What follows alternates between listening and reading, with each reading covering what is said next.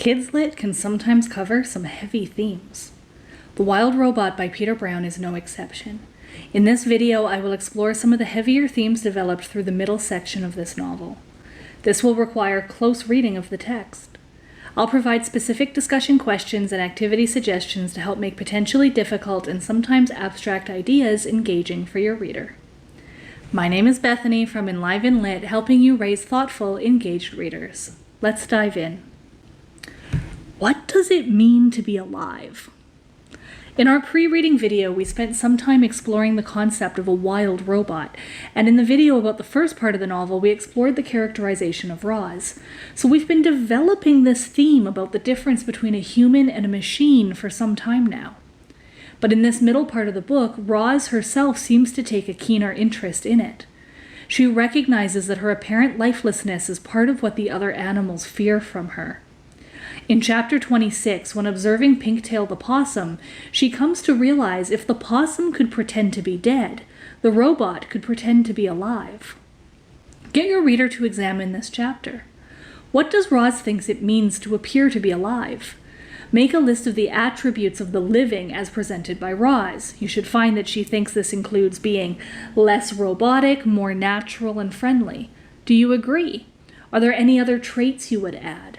What other instructions would you give to a robot pretending to be alive? Are any of these things that Roz is already doing? Roz's life changes dramatically when the egg hatches, and now, in addition to acting alive, she needs to learn how to act like a mother. In what ways does being responsible for another living thing help Roz begin to seem more alive? Look at how the old goose Loudwing describes motherhood in chapter 28. You just have to provide the gosling with food and water and shelter, make him feel loved, but don't pamper him too much, keep him away from danger, and make sure he learns to walk and talk and swim and fly and get along with others and look after himself. And that's really all there is to motherhood. Ask your readers what parts of that list they think Roz will have difficulty with and why. How does anybody learn how to be a parent? What is Roz going to have to do to become a good mother for the gosling? If there's any question that a robot can be alive enough to be a good mother, to engage in a feeling as innately human as love, the novel soon demonstrates that Roz has what it takes to be a good mother. At the end of chapter 31, Roz holds her gosling as he falls asleep and says, "The robot's body may have been hard and mechanical, but it was also strong and safe. The gosling felt loved." The qualities that may have made her seem less human, her hard mechanical parts, actually become seen as a benefit, as they are the features that also show she is strong and make her son feel safe. As a slight aside, before I move on, I just want to suggest a quick activity idea.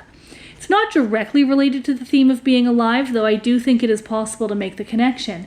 In chapters 29 to 33, there are descriptions of Roz and some of the forest animals working together to create a home for her and Brightbill, a shelter and a garden. A fun activity could be to do a diorama using a shoebox with either clay or plasticine and found materials. Go for a walk to collect some sticks, rocks, leaves, moss, and whatever you can't find, just make it out of simple craft supplies at home. Put together your own version of Roz's new home. You can also talk about the role that homemaking plays for families and communities, which in turn you may find does connect back to being alive after all. Big feelings and family. The next theme I want to look at is actually related to the first. Brightbill navigates some very big feelings in this part of the novel, and I feel like Peter Brown does a good job of showing rather than telling what is happening here for the young goose. While this helps the story come to life with evocative imagery and likely results in a heavier emotional gut punch as we watch him work through these emotions, I think it's possible that without some guidance, some readers might have a hard time identifying what exactly he's feeling upset about. His feelings actually emerge during a conversation about our previous theme, whether or not Roz is alive. In chapter 42, Brightbill learns what it means for Roz to be a robot. To him, she's always been his mother, and he doesn't quite understand what makes their situation so unusual. Ultimately, Brightbill and Roz disagree on the question of whether or not Roz is alive. "What do you mean you're not alive?" squawked Brightbill. "It's true," said Roz. "I am not an animal. I do not eat or breathe. I am not alive." "You move and talk and think, Mama. You're definitely alive." It was impossible for such a young goose to understand technical things like computer brains and batteries and machines. The gosling was much better at understanding natural things like islands and forests and parents. Who do your readers agree with here? On one level, sure, Roz is obviously correct. A robot is not alive. But it also seems like Bright Bill isn't entirely wrong either. Thinking and parenting both seem like traits unique to living beings. Is it even possible for both of them to be right here? But this conversation gives him the sudden realization there's something about their parent-child relationship that he hadn't previously understood. Roz isn't his biological mother. Personally, I feel like he should have seen this coming, but hey, I've never been a baby goose. After a brief crisis of origin and sadness over finding out what happened to his birth family, Bright Bill concedes that Roz is nevertheless his mother and admits that while they are a strange family, he kind of likes it that way. I flagged this part of the storyline in my intro guide video for this book as one that could be sensitive for children who are parts of families that feature adoption or fostering. Ultimately, the book takes a very positive view of alternate family structures. It's definitely pro-adoption, but some of Bright Bill's difficult emotions here could be something felt keenly by certain kids in your families or classrooms. This sense of family identity is not immediately resolved for Bright Bill as he continues to have questions about Roz's origins. When he finds out about the robot gravesite on the north shore of the island, he wants to go there. Roz tells him no because he isn't old enough. Ask your readers what they think about her answer. Do they agree that he isn't old enough? Why would Roz think that? How do they feel when they're told they're not old enough to do certain things? And even if they don't like it, do they think it's possible that their adults might be right? Of course, the stubborn goose runs away and goes to the North Shore anyway. But when he gets there, he's too nervous to go down to the beach. Why is he nervous? In chapter 45, when they examine the shattered robots on the beach, they discover the power button on the back of their heads, and both realize for the first time that Roz also has a button there. She isn't able to touch it herself, apparently as part of her instincts or programming. Bright Bill gets really upset at the idea of pressing the button and making Roz shut down, but then cheers up when he sees the otters. However, when the otters describe how they discovered Roz packaged in the crate and saw her come to life, Bright Bill gets upset again. We're told that his eyes welled up with tears and he tells his mother he's learned enough about robots for one day. Personally, I find this to be one of the more tender moments in the story. I think part of what makes it hit hard is that it isn't made explicitly clear why Bright Bill's upset here. Ask your readers to try to explain it. Why is this information about Roz's origins so upsetting for him? If you think your readers are up for it, use this as a chance to do some emotional introspection. Have them reflect on a time they felt scared or anxious. Maybe they can think of a time that learning new information made them feel uncomfortable. Emotional learning is often very fruitful, but tread with some caution here. It might be best to save this activity for parents or educators who know their kids very well. We don't want to reopen any traumas. But for some, it could be productive to take a moment to do creative output related to times they have also felt very big feelings. Invite them to write a poem, draw a picture, or write about these feelings. Other themes. Like many texts, The Wild Robot deals with quite a variety of very interesting thematic material. In general, as an educator, my preference is to choose a few to analyze deeply.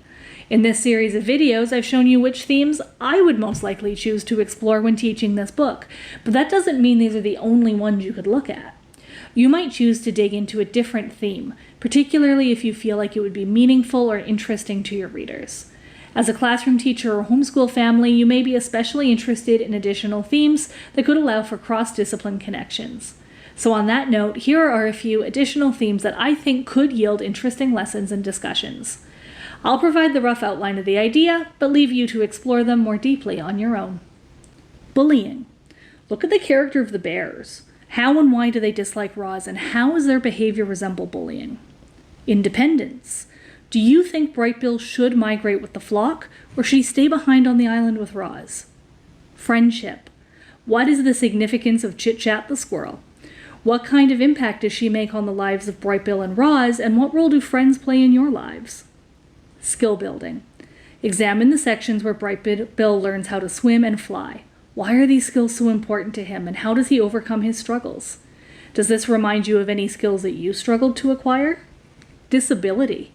Look at what happens when Roz loses her foot. Use it as a talking point for assistive devices, limb differences, and accessibility. Climate change. When do you think this book is set?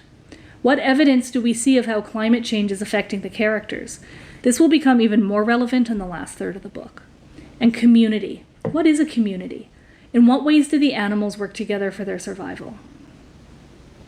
No matter what themes you choose to explore with your readers, try to make sure you're asking deep and probing questions that encourage them to make connections to themselves and the real world. This builds the cognitive muscles required to make reading an engine for empathy. And the more they learn to explore ideas more deeply, to consider not only what the text says, but what it does not say, the better prepared they are to begin the processes of real analysis. The Wild Robot provides lots of great material for thematic discussion. In our next video, which will be the last in the Wild Robot series, we'll consider the end of the novel, examining in particular how the plot moves forward and builds tension for the readers. The ending of this book is very action-packed, expected to keep your readers hooked and on the edge of their seats. Please like and subscribe to support my channel, and make sure you don't miss my future videos. At Enliven Lit, I want to help you raise thoughtful and engaged readers. Until next time, happy reading.